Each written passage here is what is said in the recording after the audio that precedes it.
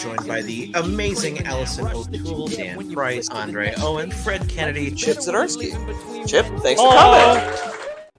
What's up, folks? I'm your host, Konrad, on Wednesday Night Reviews, and tonight I am very happily joined by Nelson Caetano after 2 years. Nelson, thanks for coming back on. Oh, it's a pleasure to be back. I always enjoy talking comics with you. Thank you very much. So for the folks who weren't here 2 years ago, or maybe are new to me, or just it's been 2 years. First easy question, as always: who is Nelson Caetano? I'm a Toronto area cartoonist and visual arts teacher. I like to say I teach by day and I draw by night. I think it's been a great mix of the two to be able to do two things that I enjoy very, very much. They're both very rewarding, and I plan to keep on doing it. Yeah. Fantastic. For a little bit of background on yourself regarding your time as an educator, what is it that you teach? I teach mainly visual arts with a specialty in illustration. So I get to bring in my passion for comic books, storytelling into the classroom, which is always great. But I also dabble in graphic design, animation, and photography as well. Oh, as teachable courses. So I run the whole gamut. Anything that is visual in terms of creativity, I have my hands in, and I like to think I'm teaching the most creative, the most fun courses in the school. At least that's my belief. I don't know. My students feel that. My students feel that anyway. So, I mean, you know what? If that's the feedback you're getting from them, then it must be true. Some of the subjects there that you're teaching are a little advanced or pretty intense, I would say. What's the age that you teach? High school, so 14 right up to about 18 when they graduate. And it's interesting to see students grow. I mean, students will come in the ninth grade, like most young kids. Their heads are everywhere, and it's a struggle to get them to focus on anything. But as they work through their high school career and they find what they're passionate about, and they come in through grade 12, their heads tightening, that they screw on tighter and become more serious. And it's an interesting process watching them grow. But yeah, I definitely have an affinity for those students who want to pursue the arts, because I know how difficult it can be. And also to have someone in their corner, cheering them on and helping, mentor them and developing portfolios and getting their work out there. Oh, exactly. Now, my previous experience with you is through your Gathering Place series, which I think is interesting. It's fantastic, and it is educational. I think that's why I liked it the most, because I got to learn some stuff where you were basically not autobiographically. You were the 4 issues you have. Is there 5 now, or is it still 4? Still 4. Okay. Working on research and putting stories together. I think I'm going to bypass the 5th and 6th issue and just collect everything in one big graphic novel. Ooh. Which I think will suit libraries and bookstores better, because I feel that's where it's probably best suited for in an educational environment. So a book format will definitely work best for the Gathering Place. Yes. Fantastic idea. And yes, that for the folks out there, it's a biographical telling of the lives of various Canadian comic book artists. I suppose artists in general, but with the focus on comics, such as one of the creators of Superman. Oh God, what are some of the names that you enjoyed? Oh, Adrian Dingle. He was one of the, I guess, one of the main artists and publishers during the 1940s when there was the whole embargo against any sort of print media coming in from the States. And the Canadian comic book industry just exploded, and there were publishers all across Canada, in Vancouver, Toronto, Montreal, and Adrian Dingle, who had a background in visual arts, a landscape painter, became a comic book illustrator and a great storyteller and a publisher. And then once the Second World War ended, unfortunately, we lost those great Canadian books. I know there are publishers out there who are reprinting them, which is great. Ooh. But yeah, Canadian comics, that whole industry just got swept away by the great folks at DC and Marvel. Yep. But it's nice to see that there still is a strong comics community right across the country. Wherever I go, I find like the most dedicated comic book creators just around, and it's incredible. Regardless of what community I go into, it's just incredible how heartfelt and how determined these creators are in getting their books out there and telling their stories. Oh, absolutely. And yeah, again, I think that the books you've made contribute very well to that. And a quick, why, hello from Sandy. Oh, hi. So we're here to talk about your newest book. So it is on Kickstarter now. So the folks, actually, let me grab a link and just drop it right in the comments. The folks can go out and check this out now if they like. But thank you. There we go. So your newest book is something very different from what I'm used to from you, which I am excited about. You've been kind enough to send the whole thing my way, so I finished it earlier. For the Kickstarter campaign, you've got 24 days left. We've so far got 361 of 2,500, so you're just shy of 20% done, which is a good start. Hopefully we can get a couple more backers today for you, and for anyone else who watches in the future, we can get some more, because, well, the whole book's done. It just needs to get out there. So at the back of the book, actually, I want to see if I still have it up because I found it fascinating.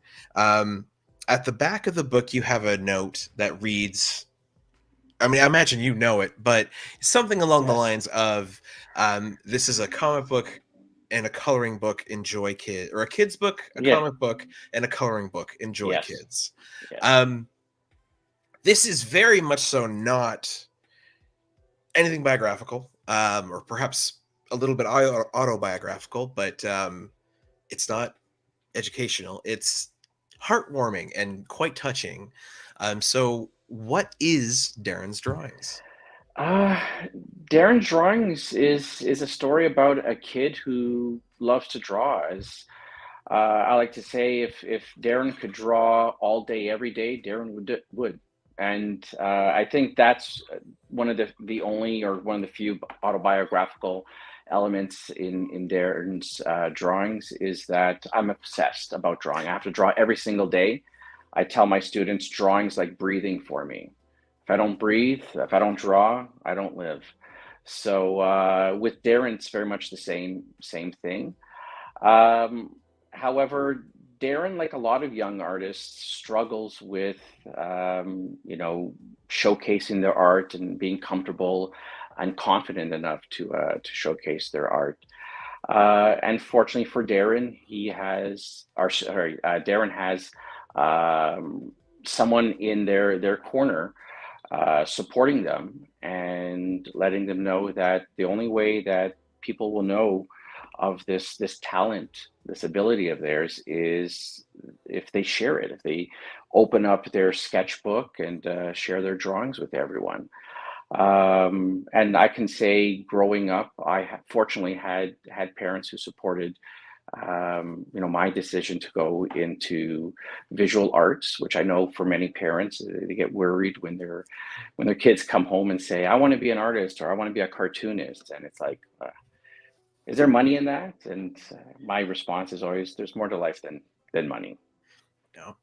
Yeah, there's joy and there's happiness. But throughout Daryn's journey, they discover what makes them tick, and it's really a story that has been, sort of working in the back of my head for a number of years. And as a writer, I've sort of been on my own journey of growth, and trying to, find new ways to challenge myself. The Gathering Place being the first, Mm. which allowed me to sort of focus on how I would tell the story, because the stories were already told. Yeah. These individuals, the history is history. I just have to find creative ways to make these moments entertaining, and how to tell them visually.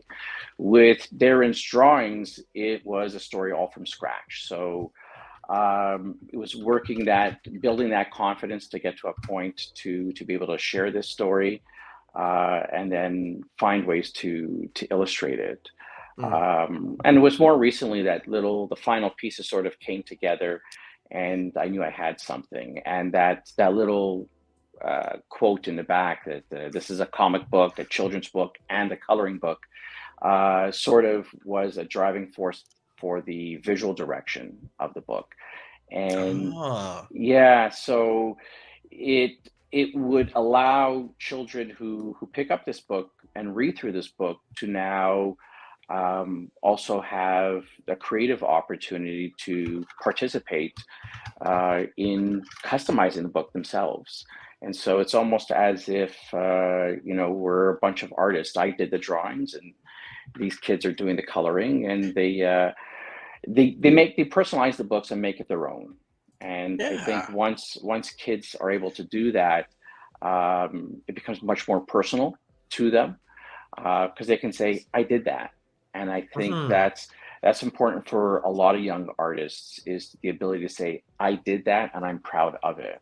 So it's really a way of me, inspiring young artists to find that bravery and that courage to come out and showcase their artwork, and be proud of their work. I love it. I could not have Yeah. said it better myself. After reading it, like one of the things that, well, I was reading the book, because Daryn in the book, they are, I don't know, I'm not very familiar with children, but Mm. what, 4 or 5 years old, maybe. Yeah. Uh, yeah, Daryn's very young, um, and as I was reading the book, and sort of following Daryn through their day, and what they're getting up to and drawing and things, I very much got reflecting on like all the times where, being a non-artistic kid, right, Mm. like seeing my friends who were like able to draw or paint or whatever it was that they were doing, I'd always be like, "Oh, can I see?" And they'd be like, "No." Mm. And they were very guarded about it, because it Yeah. was like, it's my personal, no, I'm not, you can't, and it was like, I so wanted to, but they were sort of afraid to. Oh, oh, there we go. Welcome back. Um, so something about the book really pinged with me, and I quite enjoyed that. And I also very much like the setup. Um, so Nelson, the bulk of the book, it's what, 4 panels. So what sort of made you want to go with a? Oh, you can't hear? Okay, please stand by. Can you hear me now? Oh, I can't hear you. Nope. Oh, How's that? All and right. we're back. Thank you. Oh, great. No worries. Uh, So yeah, like I'll. Is there a shot of it in the Kickstarter campaign? Yes. Oh, beauty.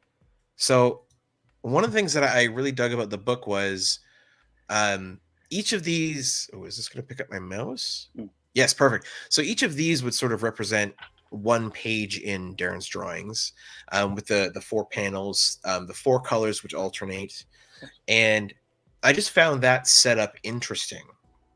So, I mean, as a comics creator, and as someone who, or not comics creator, someone who mm, has read a lot of comics, mm, I see that and go, okay, cool. So we're dividing a page, we can mm, show subjects, but the way you utilize this, you're not always cutting up what you're doing into 4 pieces. You're sometimes branching 2 panels, sometimes 3. Sometimes it was one big shot of Daryn with the 4 colors around him.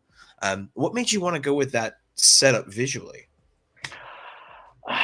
There is something so fascinating about panel design that's always fascinated me. Whether and I go through the decades and watch the evolution of artists push panels in all sorts of creative, new, fresh ways. And I want to go right back to this idea of a very solid, uniform grid. And the square is one of these shapes. I enjoy squares in terms of what can be done with them, even though from a design standpoint, I've always been told, stay away from the square. Rectangles are better, right? You want to be able to throw things off balance. And there's something about the uniform symmetry of the square and dividing it into these 4 equal parts that I knew I could have fun with, because it wouldn't always be just 4 squares. It allowed for me to change pacing in the storytelling, have these slow, quiet moments, and then move things along when necessary. And so as a children's book, I treated this as maybe a child's first steps into comics. So a lot of these panels being very laid out in a very symmetrical way will be easy for young readers to identify the panels, understand the direction or the flow of each page. And then slowly, by introducing these wide panels or tall panels or going full page, the young readers would get to see the dynamics of panels within storytelling and what comics could be. And so I treated it as that an early comic book reader's book, if you will. Yeah. So it was a great way for me to look at how would a young reader transition from a children's book into a comic book or into a graphic novel. I must say, so yourself, you're an educator of high school students. My partner, same thing. She educator of arts at a high school, and the continuous presence of how do we better educate? How do we make things easy so that people can just flow into it and enjoy? Never ceases to amaze me. So thank you for having the forethought, for laying things out like that, and allowing, like, giving so much structure with, especially with the colors, but then allowing it to sort of have more organic flow to it. Because I think that's just so cool. Initially when I started with this story, it started out as a traditional children's book, and I've always wanted to do one, but it never really clicked. And when the idea of let's turn this into a comic, everything for me always comes back to comics and storytelling. And so if I could turn it into a comic book, what could I do? What could I give young readers, young children, that would be different and also have it be a draw, pull them into the world of comics for the first time, without being, superheroes and the big, pow and bam and biff and all that stuff.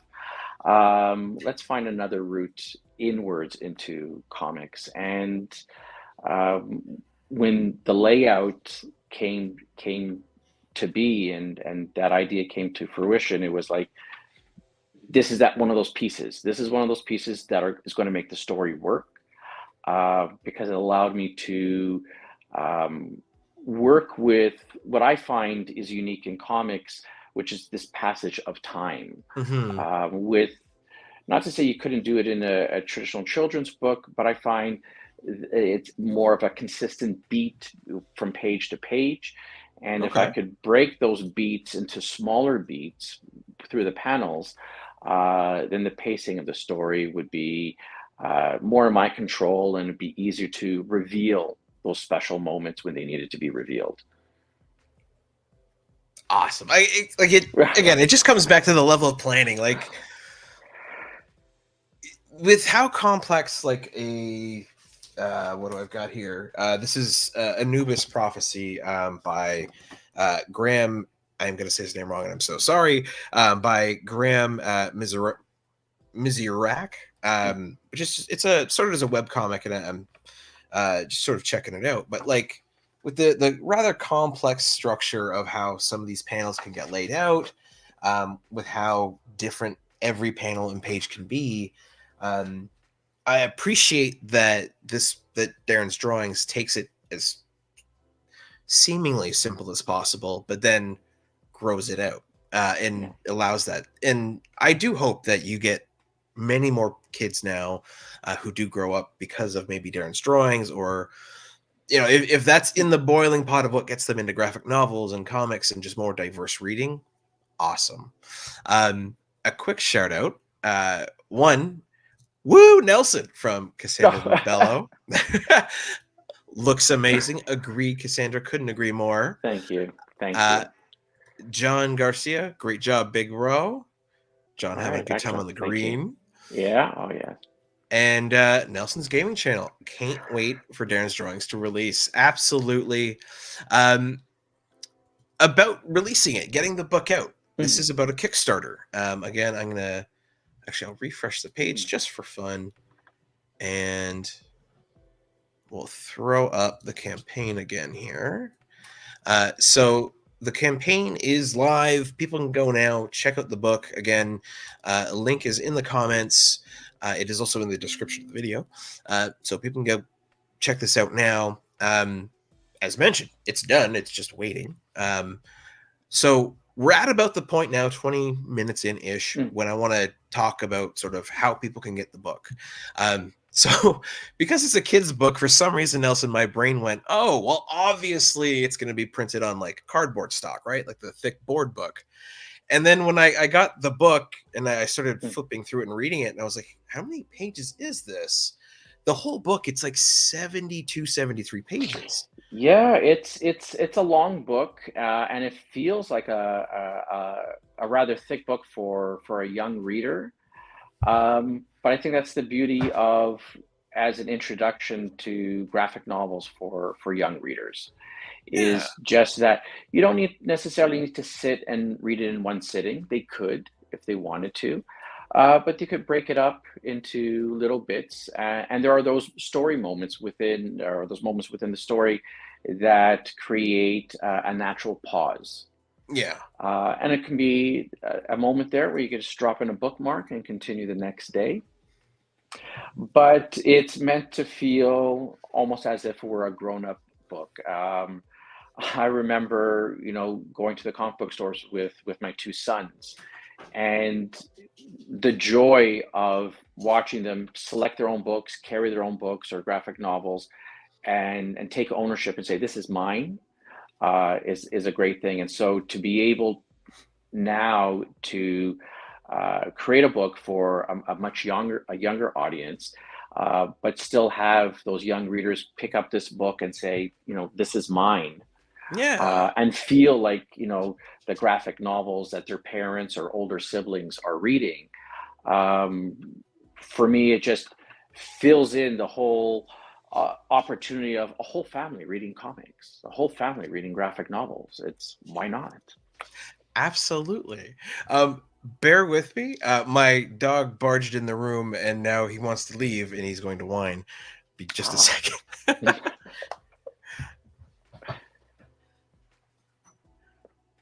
Go on, buddy. There you go. I'll be right back.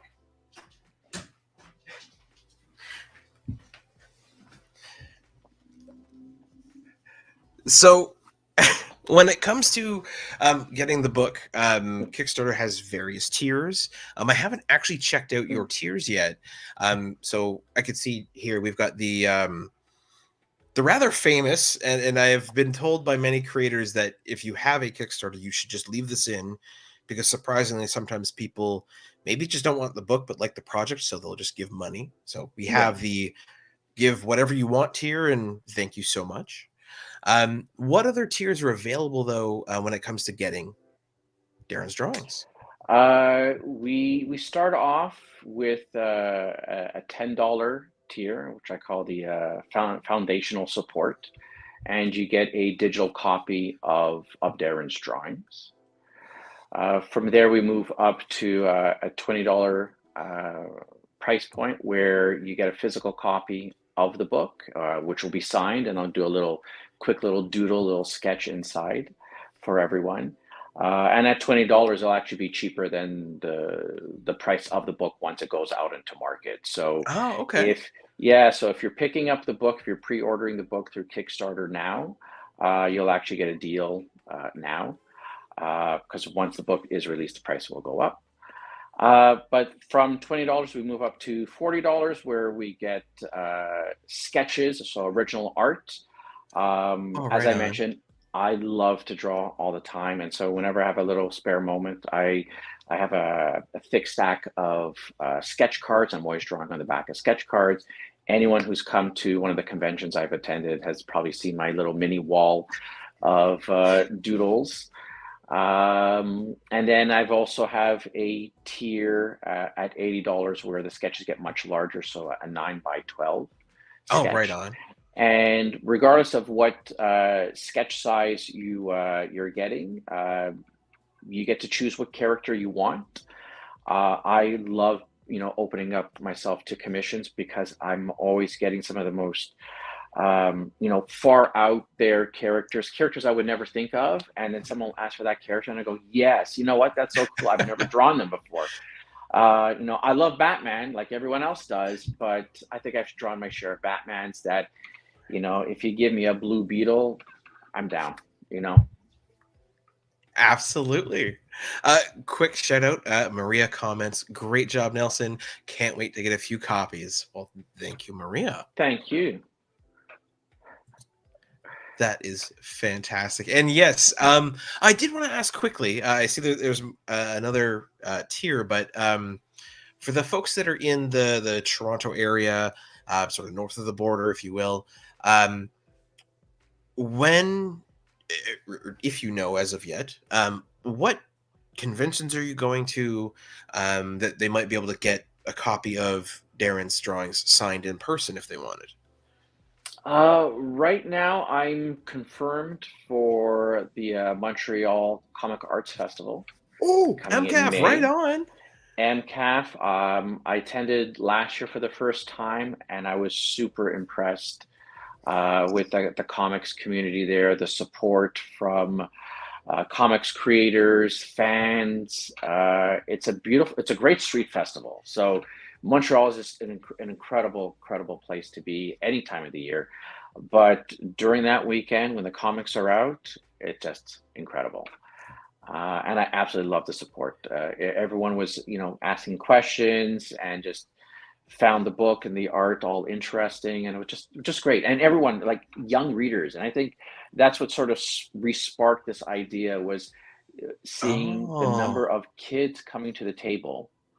And even though, I was going on about, art history and, dead artists, they were fascinated about the artwork, and they would ask about, the sketches that I had, and I would have even some young artists, budding artists asking me questions, how do you do this? And I would, cool. whip out a pen and I would show them different techniques. And so I can never escape the teacher aspect of my life. But it was great connecting with these young artists and young readers who really wanted more, who wanted to read. And I think anytime you find a kid who wants to read, it's like great, so if I can help them out and give them something maybe a little bit different, something new, something exciting, and something that maybe will, touch their heart and inspire them, I think that would be great too. Absolutely. Now, so one thing that I am so curious about, again, my coming to you was through the Gathering Place, the 4 issues, and one thing that impressed me so much about those issues was, one, I learned about comic creators who, as a guy who loves comics, always appreciate that. But each of those issues, every time you do a story, you did it in the style of that artist. So that way, you could really, while you're learning about them, you could really see that sort of impact. And then if you were to go pick up some of the work, you'd be like, oh, this is like the same thing. Cool. And I remember I remember previously asking you, so you have to kind of take you out of it and adopt their style. Um, with this book, this is all your own, but I appreciate it's also a kid's book. Would you say that this is your sort of main style, or have you kidified this to like make it a children's book? I've when it comes to, it depends. It always comes down to the type of story I'm telling. If I'm telling an adventure type story, whether it be superhero, sci-fi, fantasy, my style is going to differ based on Mhm. that. And so this is definitely a kidified version of my style. It's also the first time where all the work was created digitally. So it was a learning opportunity for me Cool. uh, to create the work this way, and it did allow me some creative freedom, because I was exploring this medium uh, to its fullest in a way. Um, I just sort of just went with it, and I let the medium sort of draw out certain things out of me, and just had fun. Just had fun working with the medium, but I kind of want to now draw Daryn, in pencil and ink, and see if I can get some of those, those beautiful curved lines that I was getting. I was like, wow, this is so cool in this medium. So I definitely do want to take Daryn further. I've already exploring Oh, okay. other story ideas. There's something about Daryn that hit me. And it I see a little bit of Daryn in a lot of young artists, whether it be students of mine, young kids in my family, a little bit of me that's crept in there. And so if if I see that there's enough connection, enough people connect with Daryn and say, I know what they're going through. I've been through Mhm. that. I think there's more of Daryn to come out, and because I think Daryn's a very interesting character in that they're um, more courageous than they think they are. They're very independent. They're curious. Massively. Um, yeah, and I think they can get into a little bit of trouble too, like any 4 or 5 year old can. Oh, So I want to explore some of those things, and see what comes out. And it's once a character gets in my head, it sort of sticks there, and Daryn is stuck there. Daryn is stuck there. right. Oh, well, that is super Yeah. exciting. I always one of my when I'm interviewing a creator who's made their first issue or maybe their Mm. second issue of their series, I always enjoy asking. So, how many are planned? Like, Mm. what's long term? If everything works out perfectly and you get all the funding you need, what's the end goal? So it's Mm. always exciting to hear that there's more to come. Darren sort of working away in the back of your head. Yeah. I dig it. A quick comment from Carlos from YouTube. Love the page setup and great concept. Thank you, Carlos. Thank you, Carlos. Uh, and then really quickly, just to finish it off, because we've only got the one tier left. Um, you have one last tier. It's 120 Canadian. Yes. And what do folks get with that? They get a couple of copies, so they get 2 copies of the book. I believe there's 2 sketch cards and a large sketch. So it's a whole big bundle of artwork and books. And again, you get to select the characters I get to draw, which is always a blast. I love a challenge. I always love a Hmm, challenge, and I love to draw. So for me, it's a win-win. It's a win-win. absolutely. But yeah, that top tier is really for fans. I know there are a lot of individuals who really enjoy my work, and I know there are gonna be a lot of people out there who really appreciate the adventures that Daryn gets into. And this way they get a copy for themselves, and then maybe a copy that they can color themselves, gift to someone, maybe to someone who needs that encouragement and that inspiration to be a little bit brave and show off their artwork. You know what? I was just thinking that because like with the two copies, the sketch cards, and everything like that, my brain immediately was like, wouldn't that be a fantastic gift to be able to give someone? Hey, you've got one for your kid, or maybe just for yourself. Mm. Oh, hey, I have nephews, so here's a book for my nephews and their favorite characters drawn. Yeah. So that's absolutely fantastic. I guess another question I have for you then, and I do want to touch on your new sketch of yourself because I dig it. But as you mentioned, you sort of had Daryn working for a while, and in the idea, when sort of for you was Daryn born? Like, what was the moment that got you interested in the story? It probably started around the time when I started teaching about 20 years ago. Oh, And okay. yeah, so it does go way back. And one of the oddest things that I never anticipated happening as I planned to become a teacher was, I mean, I recalled back to the day when I was an art student and I would sit in class, whether it be in high school or in college, and the instructor, the teacher would walk around and observe and comment, and that was part of the whole educational process. And I did what any other art teacher would do. I'd walk around the class and I would have a group of 30 students all hovering over their sketches and covering their sketchbooks. And one day I just stopped and I said, I can't do my job. I can't do my job. We got to uncover this. This is part of art. We can't hide and keep these Mhm. things private. You're creating beautiful work. Beautiful work needs to be shared. That's the whole purpose of art. To suffocate art is, for me, is a huge crime. So art needs to get out there. It needs to be observed. It needs to be studied. It needs to be appreciated.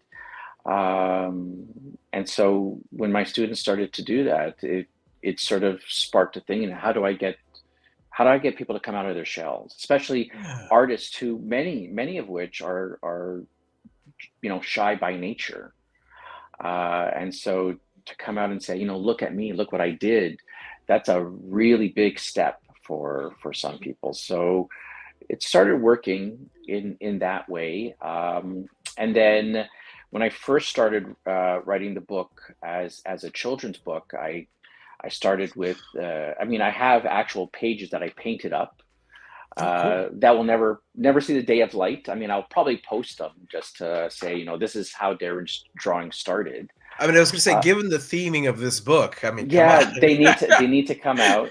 But I did pencil studies for the entire. I had the whole book all planned out. At the Oh, wow. time, the book was called David's Drawings. I love the fact of the D&D. It worked out well. Yeah. And then in the last 2 years, when I came back to the store and I wanted to polish it up and started turning it from a children's book into a children's comic book, I decided to change David to Daryn and make this child a non-binary child. I wanted to be able to have a very inclusive story and Mhm. bring a lot more diversity uh, into my storytelling.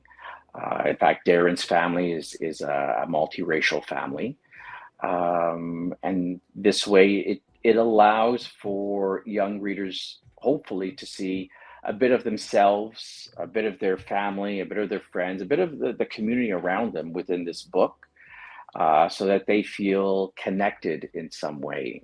And so having Daryn um, finding the courage to show their artwork is in a way a metaphor for Daryn to come out and say or identify themselves as non-binary.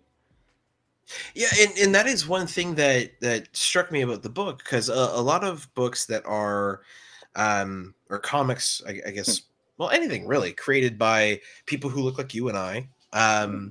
Generally speaking, I find they are written and focused around people who look like you and I, because Yeah.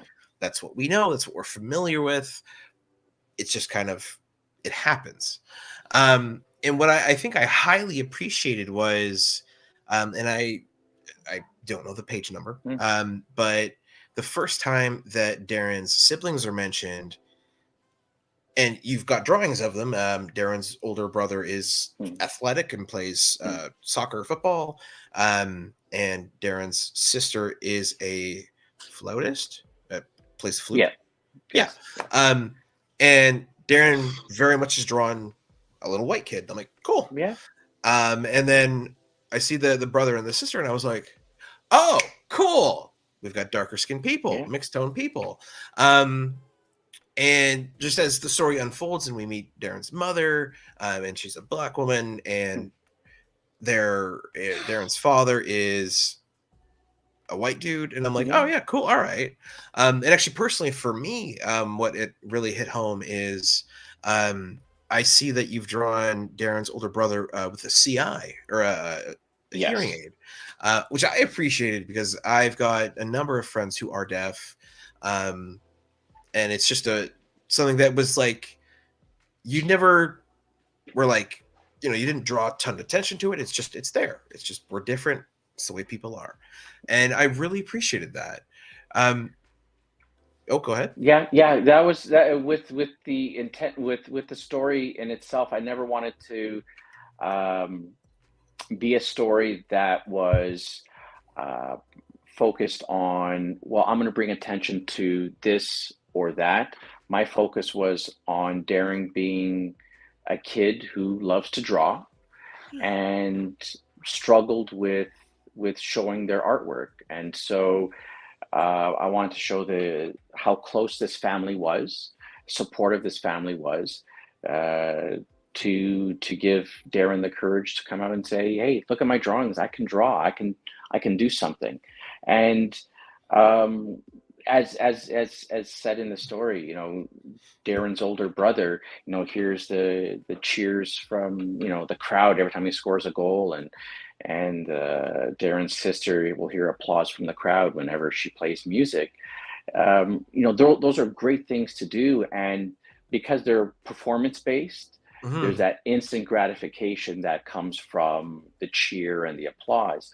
And for artists, we all know we work hard in our studio, oftentimes alone, and when we get that great line work done, or feathering on something that we're inking, or we're painting something, we get that color just spot on, we're the ones applauding and cheering ourselves. We're in there going, yeah, like that's awesome.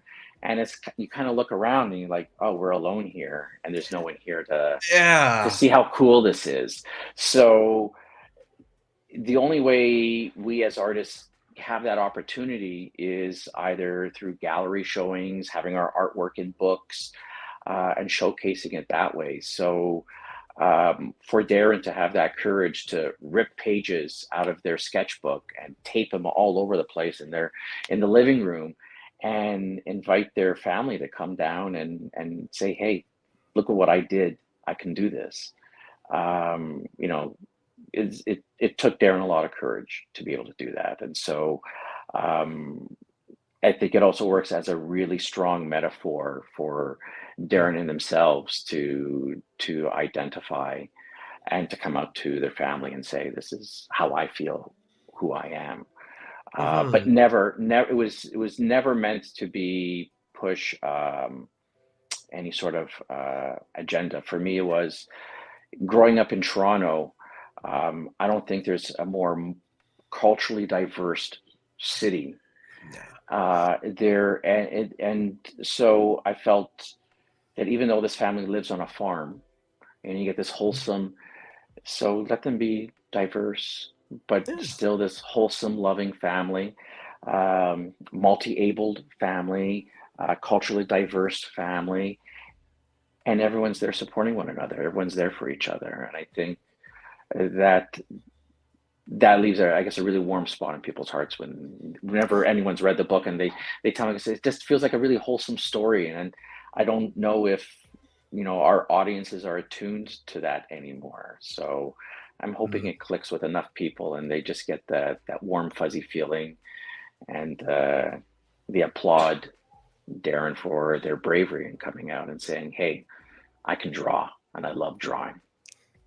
Well, I absolutely think people will get it, what especially as they're going, because and to speak to your ability to write and plan all this stuff out. um as I was reading the first couple pages, even the verbs and the way that you use pronouns and things like that in the language, it only took a couple pages and I was like, oh, Daryn is Yeah, binary, or not non-binary rather. And I'm yeah, like, cool. Which I also sort of appreciated the use of the blues and the pinks, to sort of go along with the theming as well with that, yes. because it just fit. And Daryn's such a cool kid. Now, one thing, Nelson, that comes to mind for me, because we've talked a lot about having the courage to show your art. For the folks out there who either are artists themselves, or are maybe parents of artists, or parents of young kids who are going to become artists one day, um, what are sort of maybe two tips you would give them? One, for how to encourage that love of art, and two, to encourage the showcasing of the art. Uh, I think one of the big things to in terms of encouraging and allowing kids to pursue art is to teach young artists never to compare themselves to other artists, which I think is even something that we as adult artists need to do as well.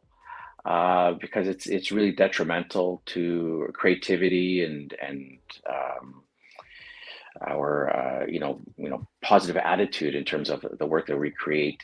I Yeah. find a lot of students, and speaking with a lot of students over the years, who had a love for drawing growing up, and then somewhere in the middle of elementary school, could be like grade 3, 4, or 5, when these young people start to get a little more self-conscious and they look over at someone sitting Mhm. next to them and they realize, oh, they're drawing better than I am. I'm no longer good at this.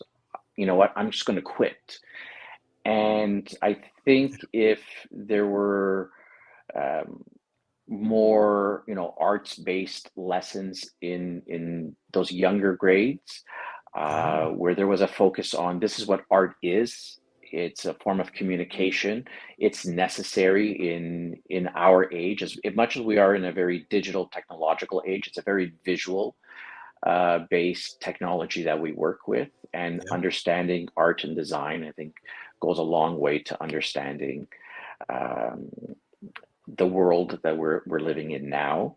But it's really giving that confidence. And so if you're a parent, really applaud your kid. Hang up that artwork on the fridge, frame it, and be proud of it. Just like when you attend your kids' dance recital, or a musical concert, or sporting event. And both my kids play sports, and I'm there cheering them on.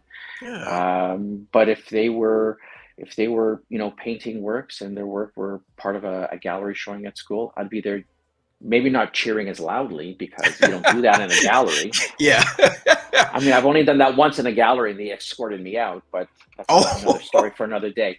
But I'd be just as proud, and let them know. And then, in terms of, I guess, finding that encouragement within yourself, I don't know if it's hard. I see it with the students I have.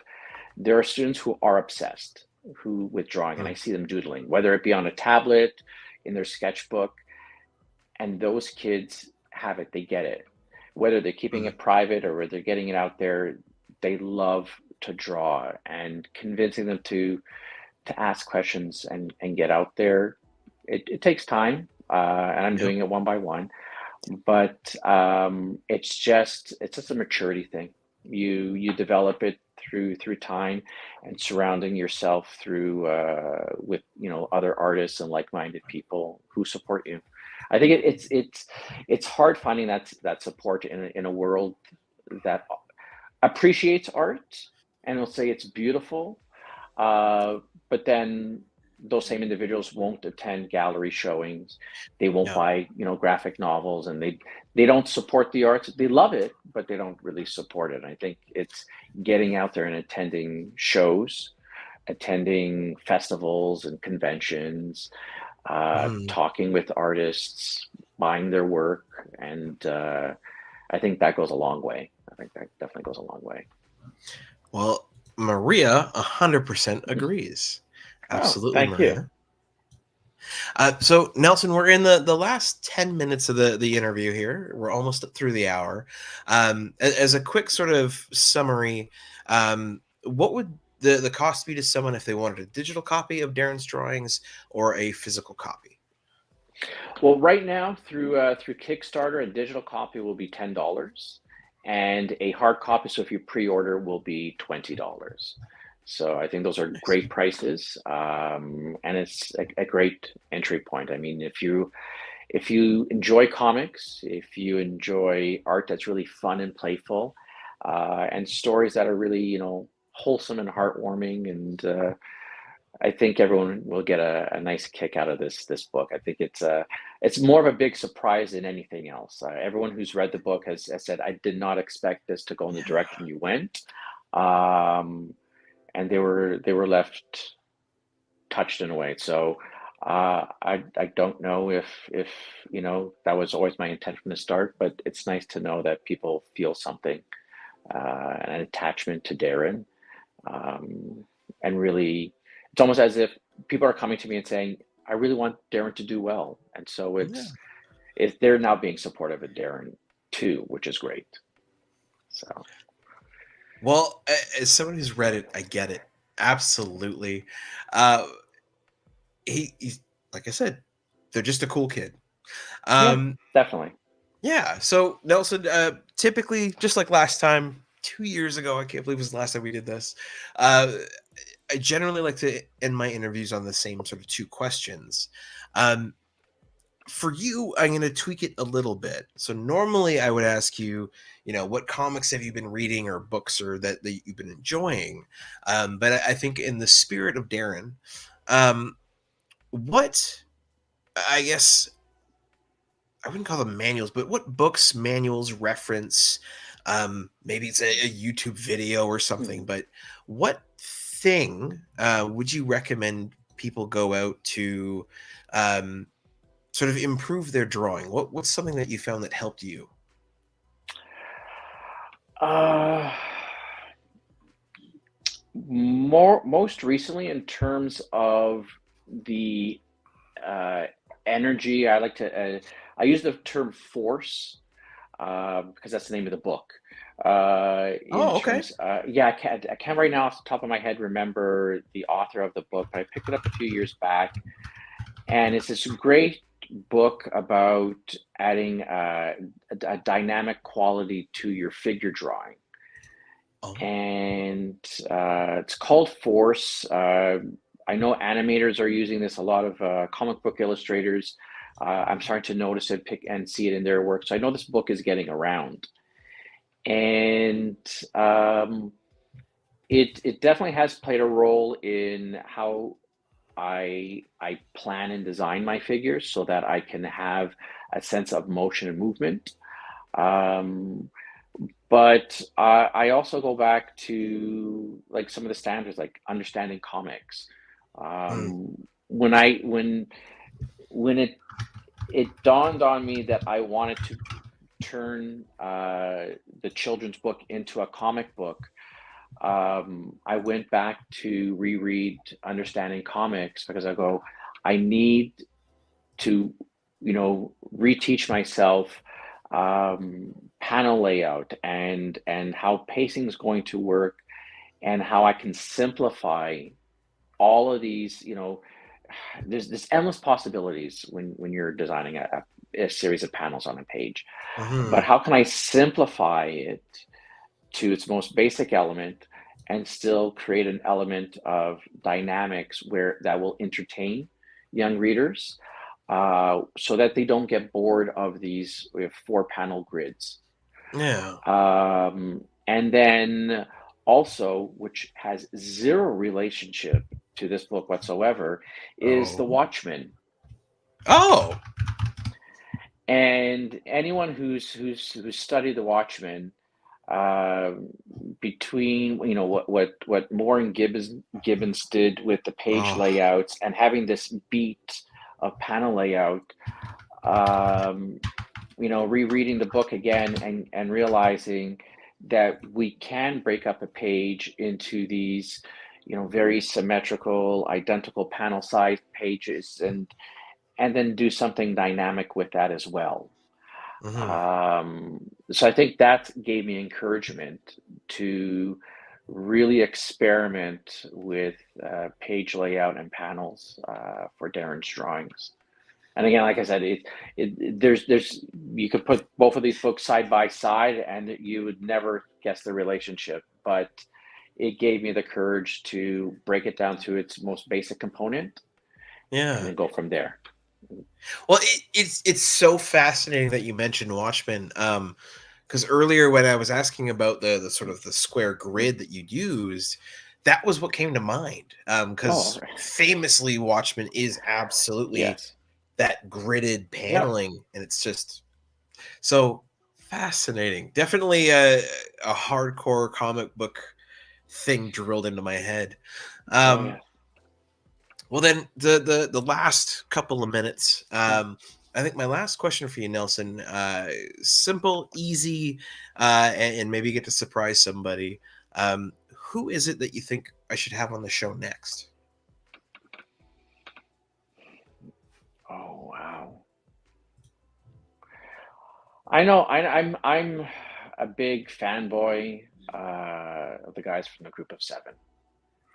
I absolutely love what they do, and they just did something really special that I don't think people it clicks. I mean, I walk around and it's like, have you read this? Like, you got to read this. Like, this is brilliant. Like, who does this? Gets these 7 individuals who never related, and it's Canadian history. Like, I'm a history buff as well. So it's like they took all my favorite things, put it together, and it's this great adventure story. And then, Jason just knocks it out of the park on illustrating. Like, I've seen his work just go from something special just to go like, wow. And it's that watching go, wow, and just develop and grow over those first few issues. And, he's having a blast. I mean, I look at his stuff. Anyone who's drawing that is enjoying themselves, and so, and they're like the 2 funnest people to sit down and talk comics with. But it's also, just be forewarned, if you do get them on, you probably are going to need more than 1 hour to talk to the 2 of them, because they will go on and on and on, and they're great for that. They're great. Yes. Cool thing about my show for me, Group of 7 Comics was the first group of creators I ever had on, the 2 guys, Jason and Chris. Awesome. And a big shout out to them. I don't know if they're back yet. I hope they're taking an extended vacation. But they are both at, and I hope I say this right, the name is here. It's Angoulême in France for the International Comics Festival, which is amazing. And yes, Sandy, a couple of comments came in. It's super cool for sure. I believe about Watchmen. Group of 7 rocks, such great storytelling and incredible artwork.